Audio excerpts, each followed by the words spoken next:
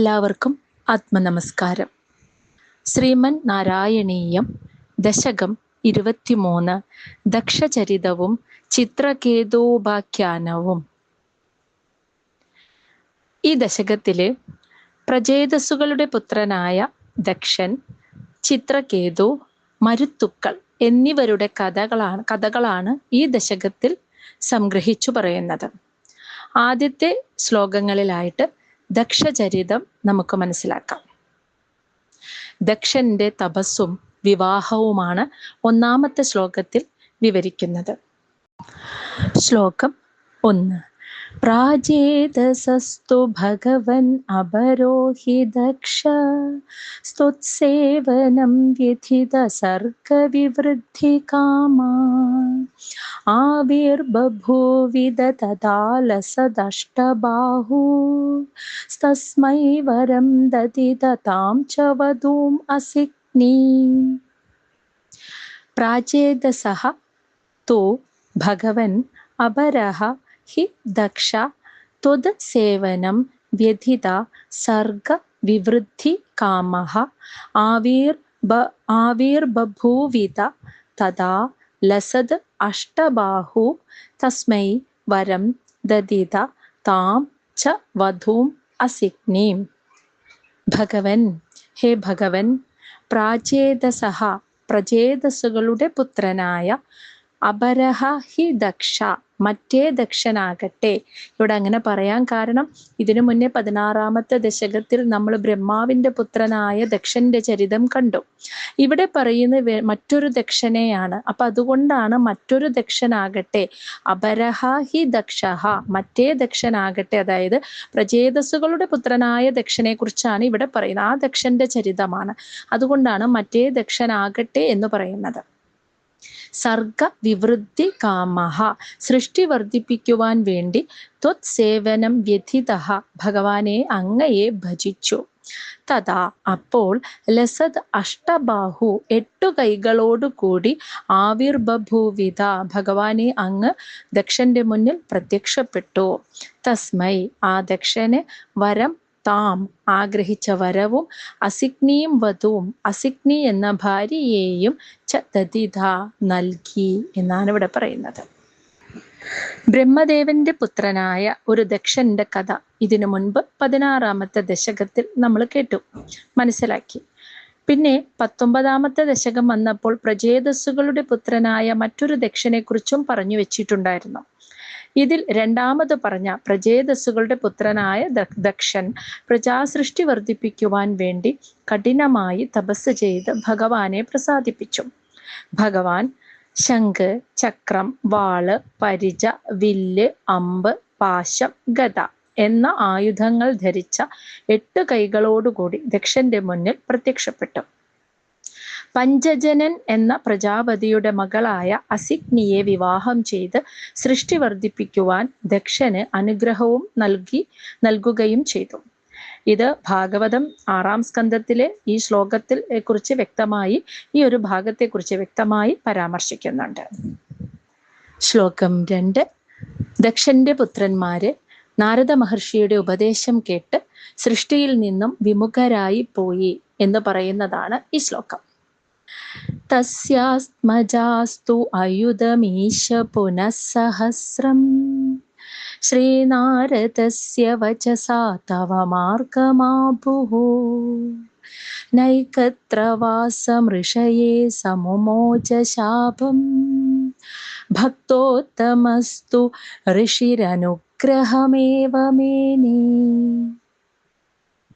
തസ്യ ആത്മജാ തു അയുധം ഈശ പുനഃസഹസ്രം ഈശഃ പുനഃസഹസ്രം ശ്രീനാരദസ്യ വചസാ തവ മാർഗം ആപുഃ ന ഏകത്ര വാസം ഋഷയേ സഹ മുമോച ശാപം ഭക്തോത്തമഃ തു ഋഷിഃ അനുഗ്രഹം ഏവ മേനേ. ഈശ, അല്ലയോ ഗുരുവായൂരപ്പ, തസ്യ ആത്മജഃ ആ ദക്ഷനെ അസിഗ്നിയിൽ പിറന്ന പുത്രൻ, ആത്മജഃ എന്ന് വെച്ചാൽ പുത്രന്മാരാകട്ടെ. തസ്യ ആത്മജഃ തു ആ ദക്ഷനെ അസിഗ്നിയിൽ പിറന്ന പുത്രന്മാരാകട്ടെ. അയുധം 10,000 പേരും, പുനഃ പിന്നെ ഉണ്ടായ സഹസ്രം 1000 പേരും, ശ്രീനാരദസ്യ വചസ ശ്രീനാരദ മഹർഷിയുടെ ഉപദേശത്താൽ, തവ മാർഗം ആപുഹു നിന്തിരുവടിയുടെ ഭഗവാനെ അവിടുത്തെ വഴിക്ക് തിരിഞ്ഞു, അവിടുത്തെ മാർഗത്തെ സ്വീകരിച്ച് മോക്ഷം പ്രാപിച്ചു എന്നാണ് പറയുന്നത്. സഹ ഋഷയെ ഇത് കണ്ട്, ഈ കാരണത്താൽ സഹ ആ ദക്ഷൻ ഋഷയെ നാരദ മഹർഷിയെ ന ഏകത്രവാസം, നൈകത്രവാസം എന്നാൽ ന ഏകത്രവാസം ഒരിടത്തും സ്ഥിരമായി വസിക്കാനിടവരാതെ പോകട്ടെ എന്ന് ശാപം മുമോച ശപിക്കുകയും ചെയ്തു. ദക്ഷൻ നാരദ മഹർഷിയെ ശപിച്ചു.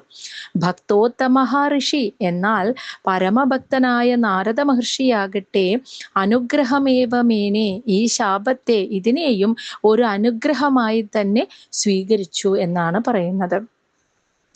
ദക്ഷന് തൻ്റെ പത്നിയായ അസിഗ്നിയിൽ ഹര്യശ്വരന്മാർ എന്ന പേരിൽ 10,000 പുത്രന്മാരാണ് ആദ്യം ജനിച്ചത്. ഹര്യശ്വരന്മാർ എന്നാണ് അവരെ വിളിക്കുക. അവർ അച്ഛൻ്റെ നിയോഗം സ്വീകരിച്ച് സൃഷ്ടി വർദ്ധിപ്പിക്കുവാൻ വേണ്ടി നാരായണ തീർത്ഥത്തിൽ ചെന്ന് കഠിനമായി തപസ് ചെയ്തു. ഈ സമയം ശ്രീനാരദ മഹർഷി അവിടെ ചെന്നിട്ട് തത്വോപദേശം ചെയ്ത് ആ ഹരീശ്വരന്മാരെയെല്ലാം ഭഗവത് ഭക്തിയിലേക്ക്, മോക്ഷമാർഗത്തിലേക്ക് തിരിച്ചുവിട്ടു. ഇതറിഞ്ഞു ദുഃഖിതനായ ദക്ഷൻ ശബളാശ്വരന്മാർ എന്ന പേരിൽ വീണ്ടും 1000 പുത്രന്മാരെ ജനിപ്പിച്ചു. അവരും അച്ഛൻ്റെ വാക്കനുസരിച്ച് നാരായണ തീർത്ഥത്തിൽ ചെന്ന് തപസ് ചെയ്യാൻ തുടങ്ങി.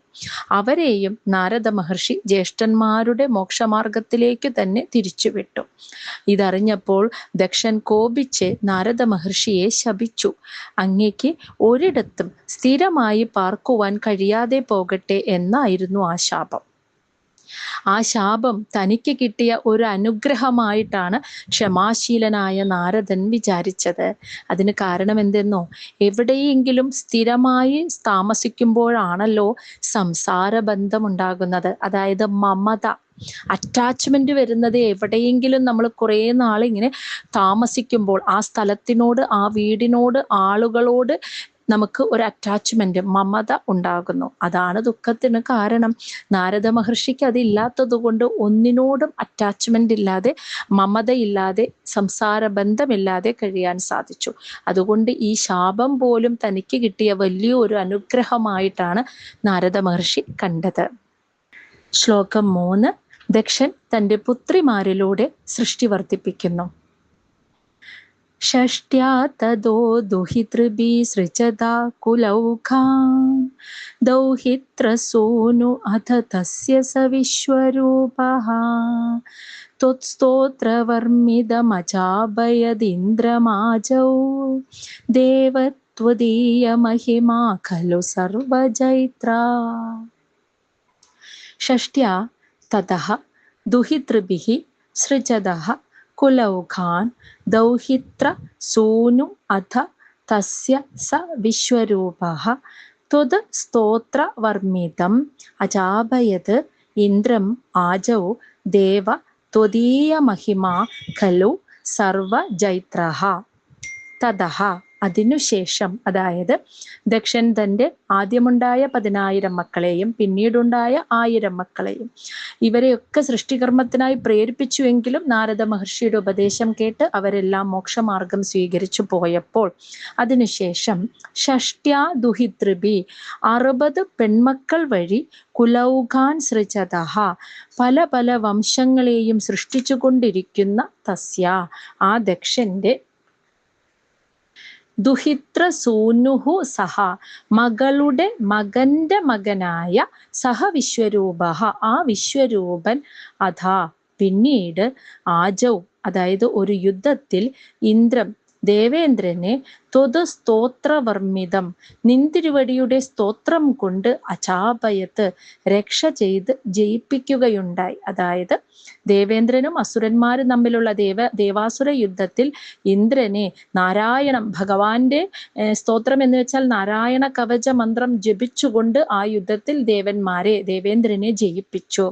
ദേവാ അല്ലയോ ഭഗവാനെ, ത്വദീയ മഹിമ നിന്തിരുവടിയുടെ മാഹാത്മ്യം സർവജൈത്രഃ ഗലു എല്ലാവരെയും ജയിപ്പിക്കുന്നതാണല്ലോ എന്ന്. ഇവിടെ ദക്ഷന് 60 പെൺമക്കൾ പിന്നീടുണ്ടായി. പുത്രന്മാരിലൊന്നും സൃഷ്ടികർമ്മം നടത്താൻ പറ്റാതെയായപ്പോൾ പിന്നീട് 60 പെൺമക്കൾ ഉണ്ടായി. അവർ വഴിക്ക് പല പല വംശങ്ങളെയും സൃഷ്ടിക്കാനും തുടങ്ങി ദക്ഷൻ. അവരിൽ തന്നെ തൻ്റെ മകളായ അദിതിയുടെ മക്കളായ 12 ആദിത്യന്മാരിൽ 4ാമനായ ത്വഷ്ടാവിനെ, അദിതിയുടെ 4ാമത്തെ പുത്രനായ ത്വഷ്ടാവിനെ രചന എന്ന അസുര സ്ത്രീയിൽ ജനിച്ച പുത്രനാണ് വിശ്വരൂപൻ. ബൃഹസ്പതി, അതായത് ദേവന്മാരുടെ ഗുരുവായിട്ടുള്ള ബൃഹസ്പതി ഒരിക്കൽ ദേവേന്ദ്രനോട് കോപിച്ചിട്ട് ദേവന്മാരെ ഉപേക്ഷിച്ചു പോയി. അതായത് ഗുരുവായ ബൃഹസ്പതി കടന്നു വന്നപ്പോൾ ദേവേന്ദ്രൻ അദ്ദേഹത്തെ ശ്രദ്ധിക്കാതെ ഒരു ദിവസം അങ്ങനെ ദേവലോകത്തിൽ ആ സിംഹാസനത്തിൽ ഇരിക്കെ ഗുരു കടന്നു വരുമ്പോൾ അദ്ദേഹത്തെ ആദരിക്കാതെ ശ്രദ്ധിക്കാതെ ഇരുന്നു പോയി. അതിൽ കോപിച്ചിട്ട് ബൃഹസ്പതി ദേവേന്ദ്രനെ ഉപേക്ഷിച്ചു പോയി.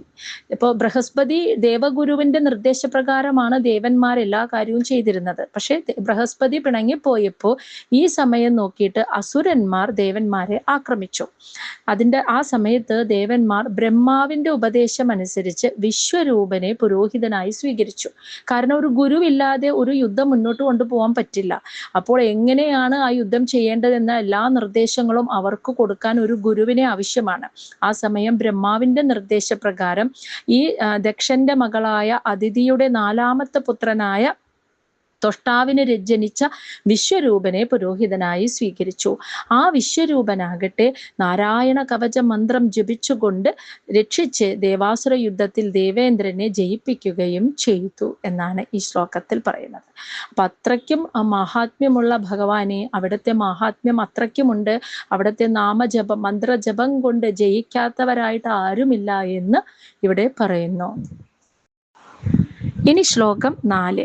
ആദ്യത്തെ 3 ശ്ലോകങ്ങളായിക്കൊണ്ട് ദക്ഷന്റെ ചരിതം പറഞ്ഞ് അവസാനിപ്പിച്ചിരിക്കുകയാണ്. ഇനി 4ാമത്തെ ശ്ലോകത്തിൽ ചിത്രകേതുവിന്റെ ചരിതമാണ് പറയാൻ പോകുന്നത്.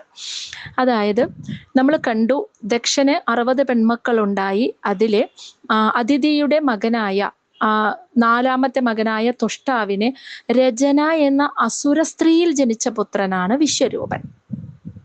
പിന്നീട് ദേവാസുര യുദ്ധത്തിൽ ദേവഗുരു പിണങ്ങിപ്പോയപ്പോൾ വിശ്വരൂപനെ പുരോഹിതനായിട്ട് ദേവന്മാർ നിയോഗിക്കുകയും ചെയ്തു.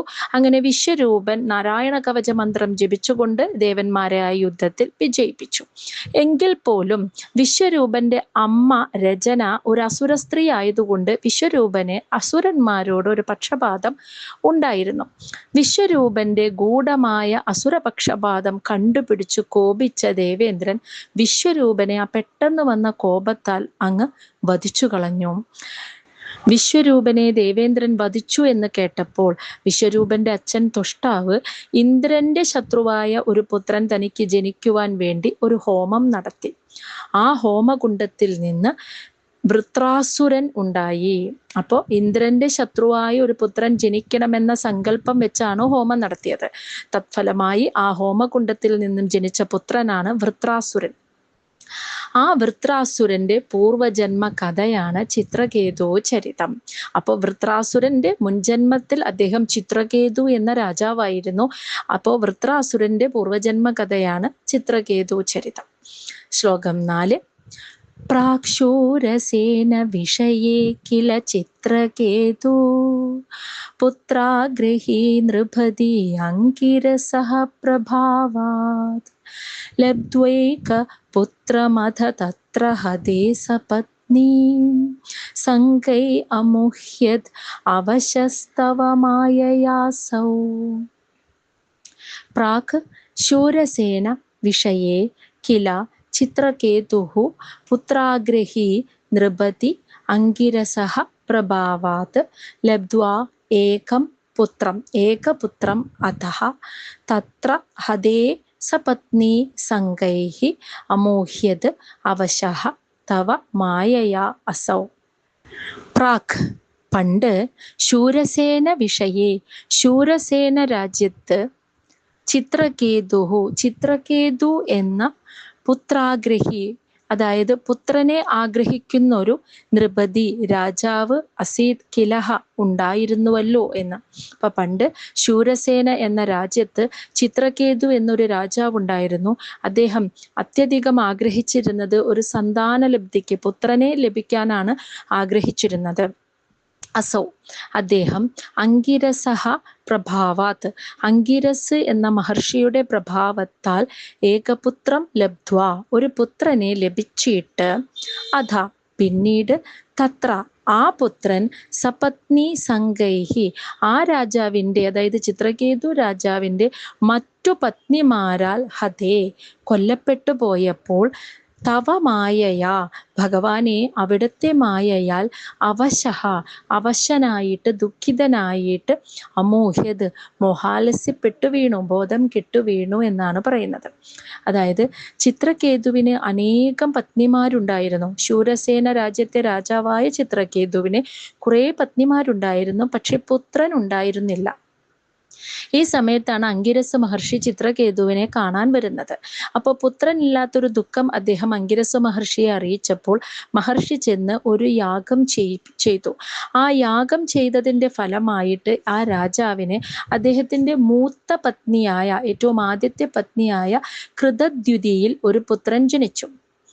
ഭർത്താവിന് പുത്രവതിയായ കൃതദ്യുതിയിൽ, അതായത് ഒരു പുത്രനെ കൊടുത്ത, സ്വന്തം ഭർത്താവിന് ഒരു പുത്രനെ കൊടുത്ത കൃതദ്യുതി എന്ന ഭാര്യയിൽ സ്നേഹാധിക്യം ഉള്ളതായി തോന്നിയിട്ട് തങ്ങളോട് സ്നേഹക്കുറവുണ്ട് എന്നും തോന്നിയ മറ്റ് പത്നിമാർ അതിൽ അസൂയപ്പെട്ടിട്ട് ചിത്രകേതുവിൻ്റെ മറ്റു പത്നിമാർ ആ പുത്രനെ, അതായത് കൃതദ്യുതിയിൽ ജനിച്ച പുത്രനെ വിഷം കൊടുത്ത് കൊന്നുകളഞ്ഞു.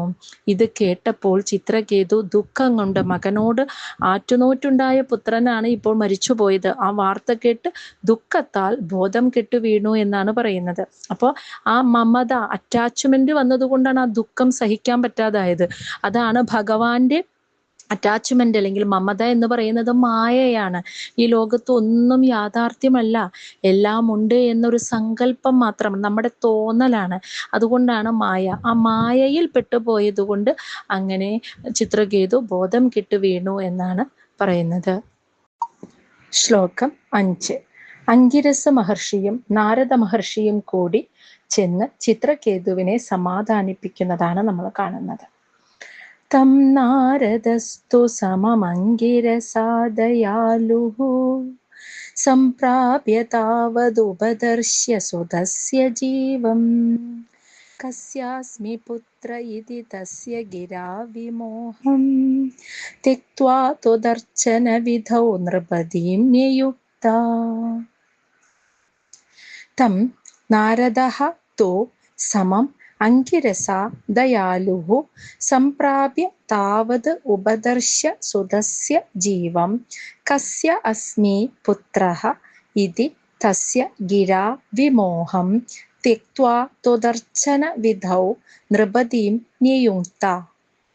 ദയാലു നാരദഃ, കാരുണ്യവാനായ നാരദ മഹർഷിയാകട്ടെ, തു താവത് അപ്പോൾ, അങ്കിരസാ സമം അങ്കിരസ് മഹർഷിയോടുകൂടി, തം സംപ്രാപ്യ ആ ചിത്രകേതുവിൻ്റെ അടുക്കൽ ചെന്നിട്ട്, സുതസ്യ ജീവം ഉപദർശ്യ അദ്ദേഹത്തിൻ്റെ പുത്രൻ്റെ സൂക്ഷ്മജീവനെ കാണിച്ചു കൊടുത്തിട്ട്, കസ്യ പുത്രഃ അസ്മി ഞാൻ ആരുടെ പുത്രനാണ്, ഇതി എന്നിങ്ങനെയുള്ള, തസ്യ ഗിര ആ ജീവൻ ആ സൂക്ഷ്മ ശരീരം പറയുന്നത് കേട്ട്, വിമോഹം ത്യക്ത്വ സങ്കടം വെടിഞ്ഞ, നൃപതി ചിത്രകേതുവിനെ, ത്വദർച്ചന വിധൗ ഭഗവാനെ സേവിക്കുന്നതിന്, നിയോഗിച്ചു എന്ന്.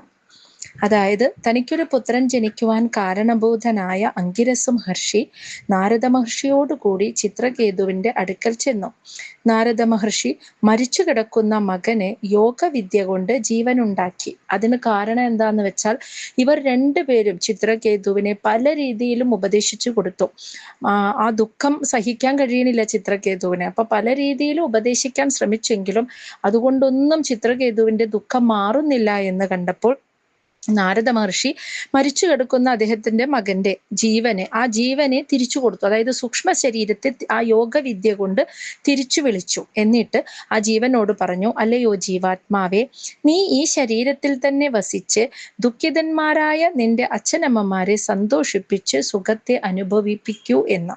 അതായത് നീ പോയതുകൊണ്ടാണ് നിന്റെ അച്ഛനമ്മമാർ ഇപ്പോഴും ദുഃഖിക്കുന്നത്. അതുകൊണ്ട് നീ തിരിച്ചു വരിക, ഈ ശരീരത്തിലേക്ക് തന്നെ വരിക, എന്നിട്ട് നിന്റെ അച്ഛനമ്മമാരെ സന്തോഷിപ്പിച്ച് അവർക്ക് സുഖത്തെ നൽകൂ എന്ന് പറഞ്ഞു. ഇത് കേട്ടപ്പോൾ ആ ജീവൻ പറഞ്ഞു, ഞാൻ ആരുടെ പുത്രനാണ്? ഞാൻ എൻ്റെ ഏത് ജന്മത്തിലെ അച്ഛനാണിത്?